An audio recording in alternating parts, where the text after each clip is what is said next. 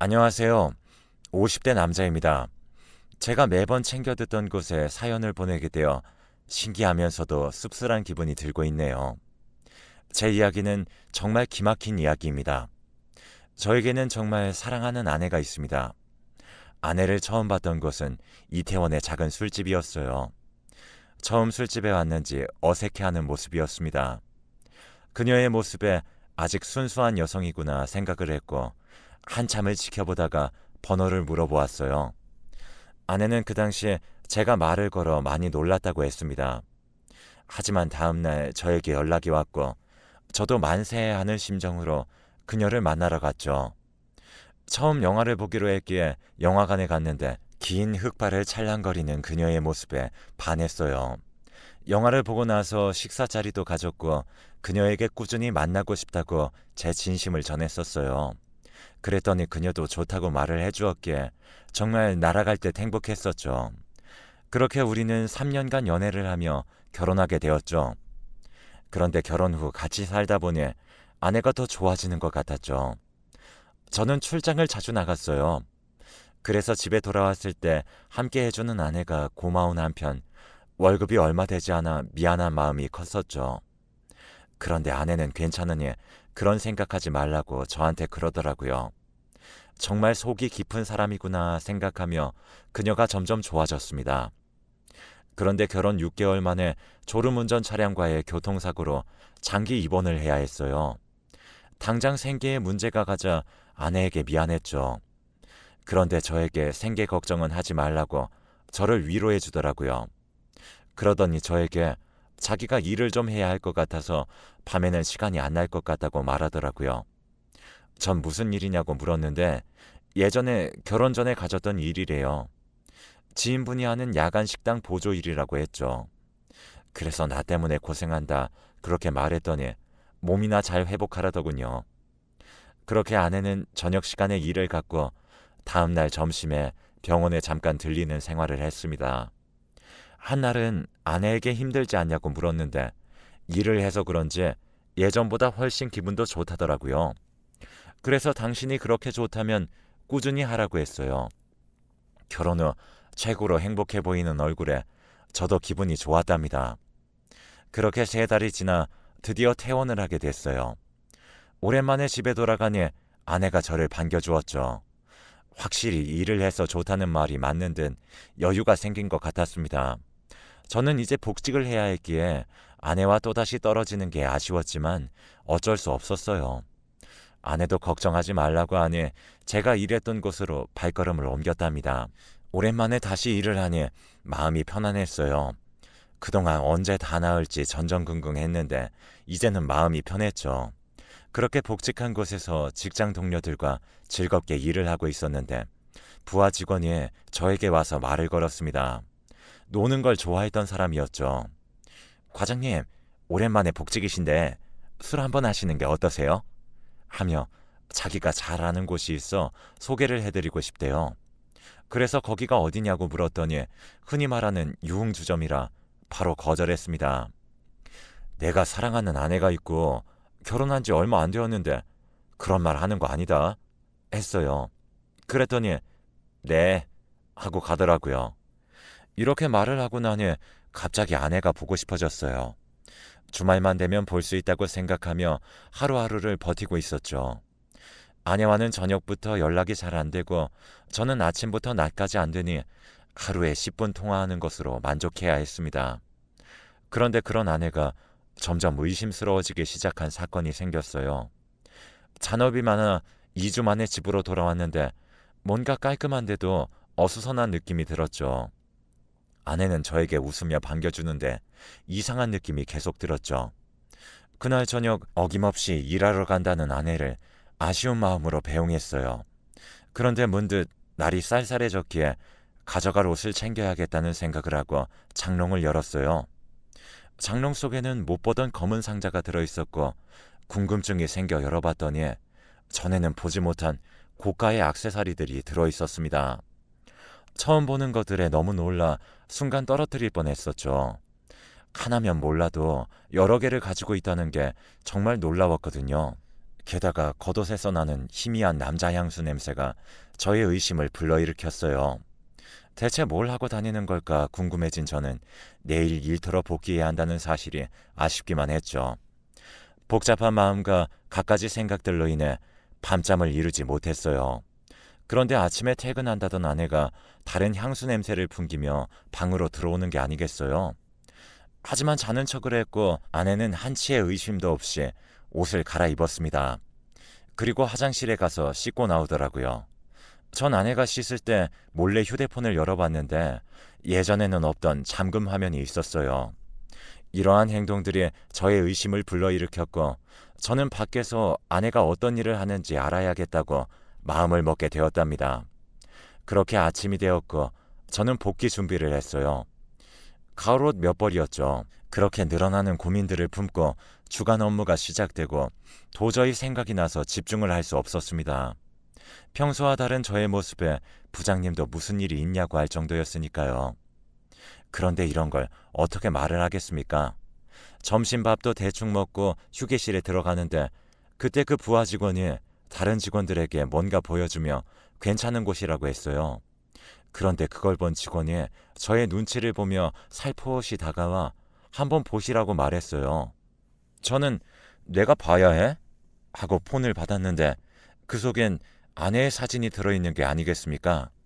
순간 열받아서 부하 직원한테 스토커냐고 했더니 자기가 가는 유흥주점 마담이라고 말을 했습니다.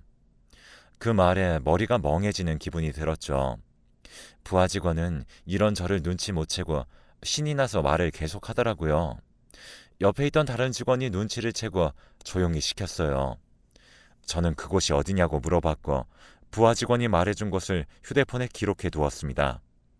사랑하는 아내가 일하는 곳은 유흥주점이라는 사실이 정말 충격적이었어요. 처음에는 생활고로 인해 힘들어서 시작한 게 아닐까 하며 혼자 생각했지만 예전부터 하던 일이라고 했던 게 머릿속에서 미처 떠나지 못했습니다. 직접 확인을 해봐야겠다는 생각이 들었어요. 그래서 계획을 차분히 세우기 시작했죠. 대번에 들이닥치면 아내가 과연 인정을 할까 싶었네요. 증거부터 먼저 확보를 해야겠다는 생각이 들어 주말을 노리기로 했어요. 주말과 함께 월요일부터 수요일까지 그동안 못 쓴 연차를 신청하고 집으로 향했습니다. 평소와 같이 아내가 나왔죠. 저는 아내가 출근을 위해 씻을 때를 노렸고 아내의 폰을 드디어 잡을 수 있었어요. 그런데 잠금이 문제였고 아내의 생일부터 흔히 쓰는 비번들을 다 눌렀지만 열리지 않았어요. 근데 문득 연락을 많이 하면 여러 자리는 불편해하지 않을까 하는 생각에 0을 4번 누르게 되었죠. 그러자 잠금이 해제되면서 안이 보였습니다. 처음으로 들어가 본 건 카톡이었습니다. 그 안은 김 사장, 윤 사장, 박 사장 등의 이름으로 무수히 많은 카톡방들이 존재해 있었어요. 저는 어떤 대화를 나눴나 싶어 들어갔다가 충격을 받게 되었습니다. 그 속에는 아내와 함께 달달한 톡을 하던 남자들이 한가득이었죠. 그리고 이어진 메시지함에서도 비슷한 상황이 벌어졌어요. 언제나 저만 바라볼 것 같고 순수하게 느꼈던 아내의 뒷모습에 소름이 돋았습니다. 이것들이 있다는 사실을 알았으니 오늘 밤 계획을 진행해야겠다고 마음먹은 후 휴대폰을 제자리에 뒀어요. 그리고 그날 아내는 여느 때와 같이 출근을 한다며 밖으로 나갔죠. 저는 출근하는 아내의 뒤를 조심스럽게 따라가며 바라봤어요. 아내를 따라간 곳은 집에서 한참 가야 하는 한적한 동네였습니다.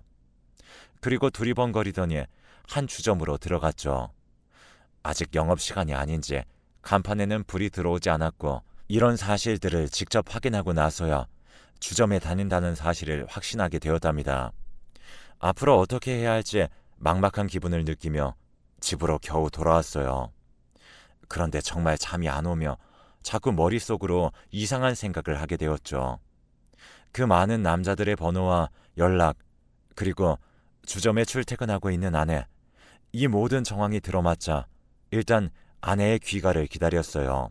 그렇게 새벽이 되어서야 집으로 돌아온 아내가 잠이 들었을 때 그녀의 핸드폰을 들고 거실로 조심스럽게 나왔어요. 그리고는 제 폰으로 그 연락처들과 대화 내용을 옮기기 시작했죠. 그렇게 작업이 끝나자 아침 먹을 시간이 되었고 조심스럽게 핸드폰을 가져다 놓은 후 아내를 깨웠어요. 아내는 조금 더 자고 싶다고 이불 속에서 나오지 않았고 저도 긴 말하지 않고 알겠다고 했어요. 홀로 아침상을 차려 챙겨 먹은 후 복귀 준비를 했죠. 물론 연차를 사용했기에 복귀는 하지 않지만 아내를 속이기 위해서는 이 방법밖에 없다고 생각을 했거든요. 아내는 제가 복귀해야 한다고 짐을 챙기자 묘하게 반기는 얼굴을 하더라고요. 괜히 기분이 나빴지만 이렇게 일찍 가서 미안해하였고 그렇게 집을 나선 저는 차로 가서 아파트를 지켜보았어요. 제 차는 알 거라 생각했기에 저 멀리 주차를 한 후 밴을 렌트해 아파트 단지에 주차를 했거든요. 한두 시간 정도 지나고 나니 아내가 딱 달라붙는 원피스를 입고 나오는 모습이 제 눈에 들어왔어요. 그리고 아파트 단지를 빠져나가려고 하길래 저도 차 시동을 건 후 조심히 따라갔죠. 아내는 택시를 타고 어디론가 갔어요. 그렇게 아내를 따라가자 익숙한 장소들이 눈에 들어왔습니다. 이곳은 바로 아내와 연애 시절 함께 데이트를 했던 곳으로 인적이 드물었기에 사람 눈을 피해 만나기 정말 좋았던 곳이었고 저는 아내에 대한 배신감이 정말 심하게 느껴졌어요. 멀리서 아내가 누구를 만나는지 지켜보는데 익숙한 얼굴을 가진 남자였기에 충격이었죠. 바로 저에게 함께 가보지 않겠냐고 말했던 그 부하 직원이었거든요. 제가 결혼하고 입사를 했기 때문에 제 아내를 모를 수 있지만 아마 다른 사람들이 말해주지 않았을까요?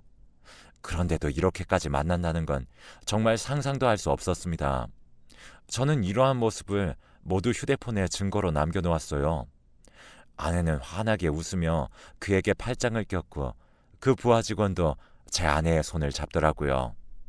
정말 그때의 기분은 최악이었어요. 둘은 공원을 한참 걷더니 카페에 가서 서로 먹여주는 행동도 하기까지 이르렀죠.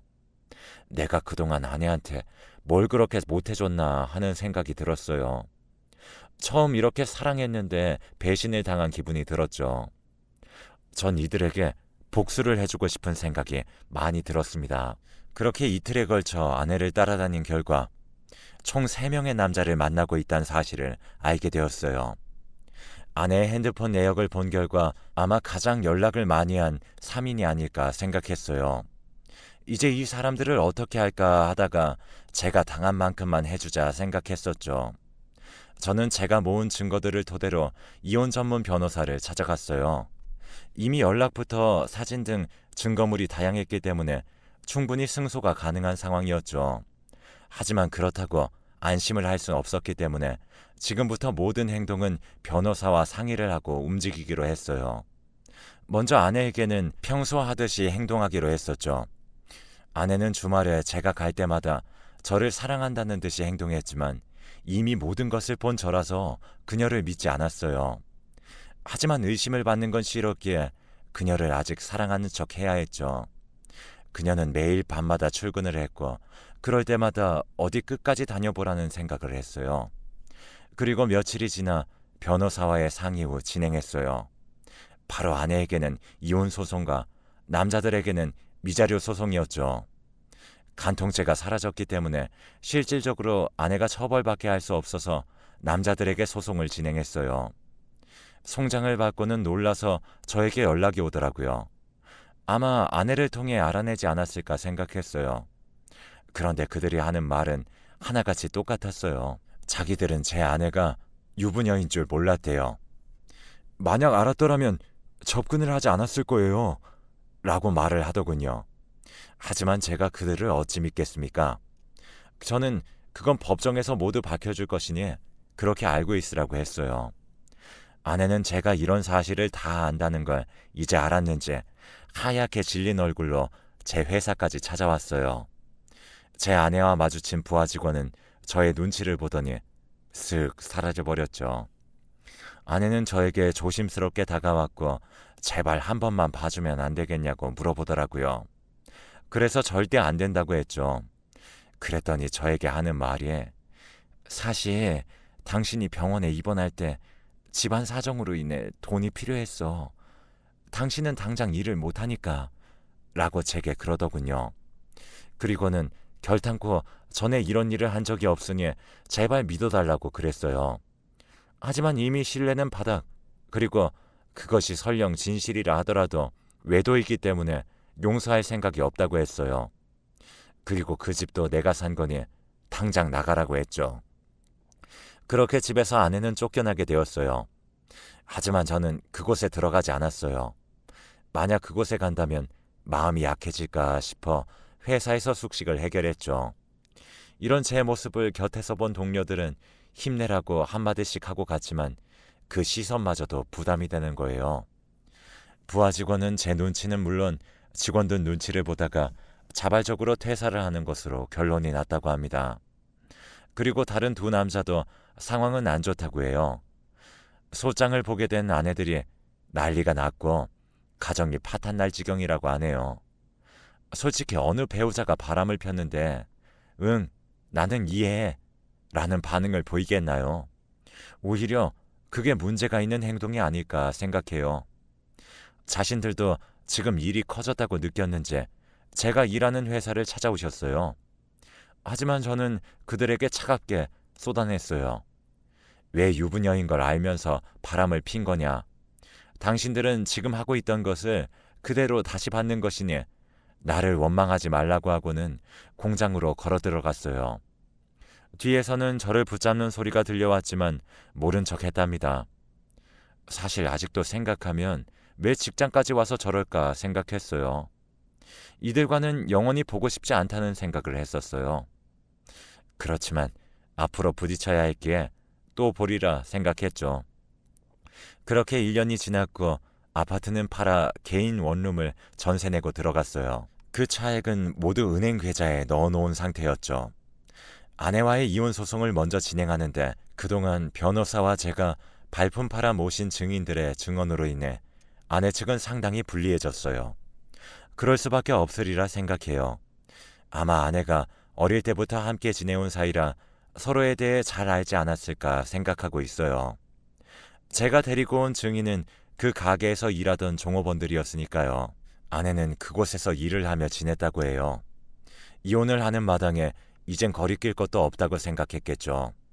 증거부터 증인들이 제 손을 들어주자 판사님도 제 손을 들어줬습니다. 그리고 유책 배우자인 아내가 제게 위자료 3천만 원을 주기로 됐습니다. 그리고 남은 소송은 그 남자들을 대상으로 하는 위자료 청구 소송이었어요. 내가 당신들 때문에 이렇게 힘들었고 가정이 파탄났으니 너희도 위자료를 달라라는 소송이었죠. 물론 그들은 하나같이 그 사람이 유부녀임을 몰랐다고 법정에서 말을 했지만 종업원들의 증언으로 인해 그들의 주장은 거짓임이 밝혀졌습니다. 그렇게 각자 2천만 원씩 저에게 위자료를 지급하는 것으로 소송이 끝났어요. 하지만 그들도 가족이 있었기 때문에 그들끼리의 이혼 소송은 아직 남았다고 생각해요. 멀쩡한 가정을 이뤄놓고도 타인에게 눈을 돌리는 그 모습을 보니 정말 속이 안 좋아졌어요. 솔직히 바람이나 불륜은 저와 거리가 멀다 생각했습니다. 하지만 이번 일을 겪으면서 아니구나 생각했죠. 게다가 아내는 일반적인 바람이 아니라 주점에서 근무를 하며 다른 사람들을 만나기도 했기에 영원히 그 꼬리표는 따라다니지 않을까 생각했어요. 모든 소송이 끝나더니 이젠 전 아내가 된 그녀가 저를 노려보며 내 인생 이렇게 망쳐놓으니 기분이 좋아? 라고 묻더라고요.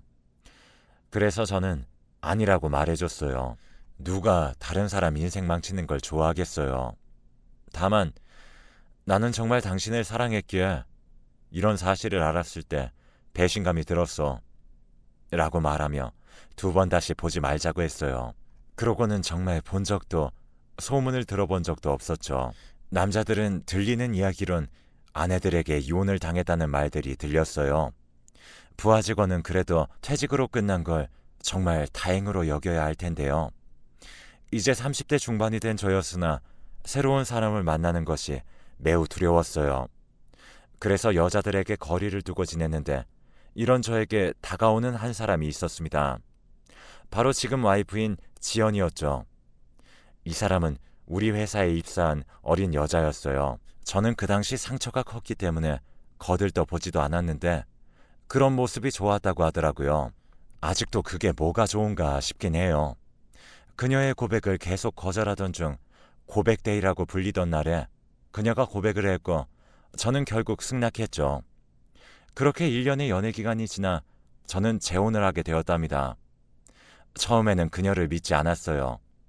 하지만 시간이 지날수록 보이는 그녀의 진심에 마음을 열고 다가가자 걷잡을 수 없이 감정이 살아나기 시작했죠. 그녀는 이전에 제게 어떤 일이 있었는지 동료들에게 들은 것 같았지만 말을 꺼내지 않고 있어요. 오로지 제 기분이 좋아지길 바라며 밝고 활기차게 생활하고 있답니다. 그런 모습이 정말 귀여웠어요. 나에게 고백을 해주고 행복한 가정을 꾸리게 해준 아내에게 고마워서 결혼 기념일에 고급 레스토랑에 예약해 가게 되었습니다. 생각하지 못했던 서프라이즈에 아내는 감동받은 듯 하였습니다. 식사를 하고 있던 도중 맞은편 테이블에 전 와이프가 앉아 있었습니다. 저는 깜짝 놀랐지만 생각하지 못했던 장소에서 보게 된 거에 대한 놀라움 뿐이었지 별다른 감정은 없었어요. 변하지 않는 모습에 한심함만 느껴졌죠. 여전히 남자를 사귀며 살고 있는지 그녀의 맞은편에는 젊은 남자가 앉아 있더군요. 그녀의 모습을 보고 제 맞은편에 앉아 있는 아내의 모습을 보자 저는 정말 행복한 사람이라는 걸 다시 한번 느꼈습니다. 그리고 지금 아내에게 더욱 고마워졌고요. 이렇게 저도 변화하고 있다는 생각이 들기 시작했고 지금은 슬아의 아들과 딸을 하나씩 낳아 현재 아내와 행복한 시간들을 보내고 있어요. 이제 고등학교, 중학교에 올라가는 아이들이 건강하면 좋겠다는 말과 함께 아내에게도 한마디 하고 싶었어요. 이런 상처 많은 나를 선택해줘서 정말 고맙다고 생각해. 앞으로도 우리 영원히 사랑하며 행복하자. 그리고 불륜을 저지른 그들은 꼭 합당한 처벌을 받으면 좋겠어요. 제 이야기는 여기까지입니다. 들어주셔서 감사합니다.